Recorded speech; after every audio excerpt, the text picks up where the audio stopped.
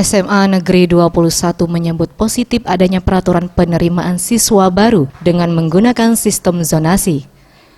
Zulkarnain, Kepala SMA Negeri 21 mengatakan, untuk format zonasi ini terdiri dari 5% jalur EMPA, 5% jalur mutasi, 50% jalur zonasi, dan 40% jalur TPA. Dengan format penerimaan siswa seperti ini dapat menepis pungli yang dilakukan setiap masuk sekolah.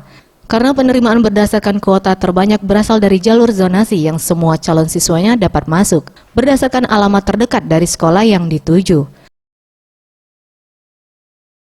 Jadi tahun ini dengan adanya jalur zonasi ada hal-hal positif yang kita terima. Karena kemarin pembagian itu kami anggap cukup pas.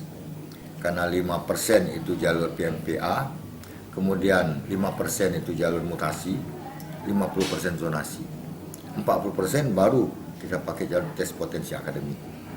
Nah ini membantu kita menepis bahwasanya setiap masuk sekolah itu ada sesuatu di belakang itu. Nah kemudian kalau khusus untuk sekolah kita ini karena agak di belakang, jadi zonasi ini juga menentukan minat anak kan kadang-kadang. Jadi kita hanya bersaing dengan perbaikan sekolah, baik itu sarana, prasarana maupun kualitas.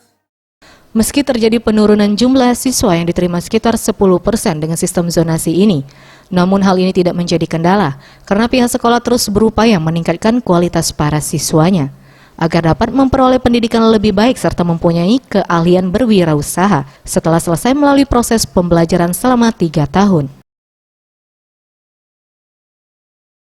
Tim Liputan Sriwijaya TV.